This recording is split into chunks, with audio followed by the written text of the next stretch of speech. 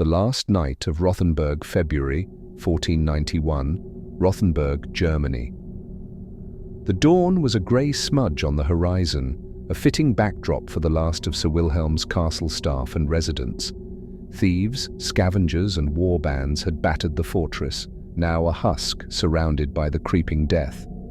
Food was gone, money worthless. Once a proud protector of the lands west of Rothenburg, Wilhelm was now just another starving soul in a rotting shell. Wilhelm watched the final occupants shuffle away like ghosts, swallowed by the mist of the creeping death. He felt the weight of their impending doom on his shoulders. He had failed them, left them to die. His wife and 2 daughters had already succumbed to the poison, leaving him with only a gnawing emptiness. As the people left, Wilhelm took his beloved dog, the last living being he cared for, and out of earshot of anyone, killed it for food. It broke his heart, but he salted the meat with the last of his provisions to keep him alive until he found his next meal. Too ashamed to be seen by the previous occupants of his castle now wandering the land, Wilhelm slunk away under cover of darkness. He wandered the poisoned countryside for a week, surviving on the dog meat, but that soon ran out. He decided to head down paths where few tread. Above the waist-high creeping death, he could see the dead tree line of the old forest. Desperation drove him deep into the poisoned trees, seeking forgotten places where hope might still flicker. In the woods, he stumbled upon a small castle overlooking a barren valley.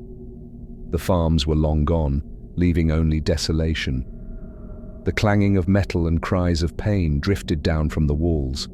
A rope dangled invitingly, and Wilhelm began to climb, each pull an agony.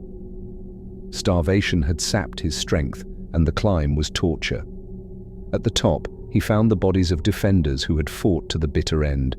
Their faces were frozen in grim determination, even in death. Hearing rustling and footsteps above, Wilhelm crept up the tower stairs. He paused, listening to 2 men speak in hushed, defeated tones. "Enough for a week.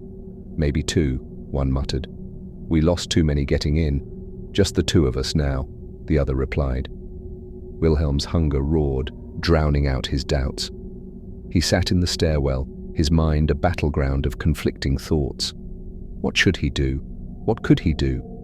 If he attacked, he might die, but if he did nothing, he would certainly starve. His fighting skills were unmatched, but his strength was waning. Could he trust these men, or would they turn on him the moment he let his guard down? The gnawing hunger in his belly made the decision for him. He gathered his remaining strength and burst into the room. The men leapt to their feet, weapons ready. Gaunt and desperate, Wilhelm's voice was a cold blade. "If you don't share your food and take me in, I'll kill you both and take it anyway." His eyes were hard, the fire of survival burning bright.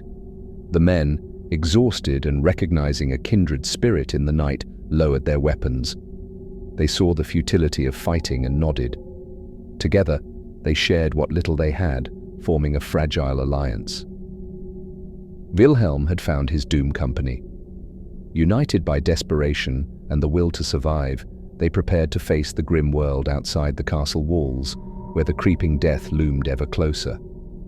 Their future was uncertain, but for the first time in months, the night felt a flicker of hope. In the dark and desperate world of 1490 doom, survival meant forging alliances, even with strangers. And so, with his new companions, Sir Wilhelm set out to navigate the horrors ahead deeper into the dead forest.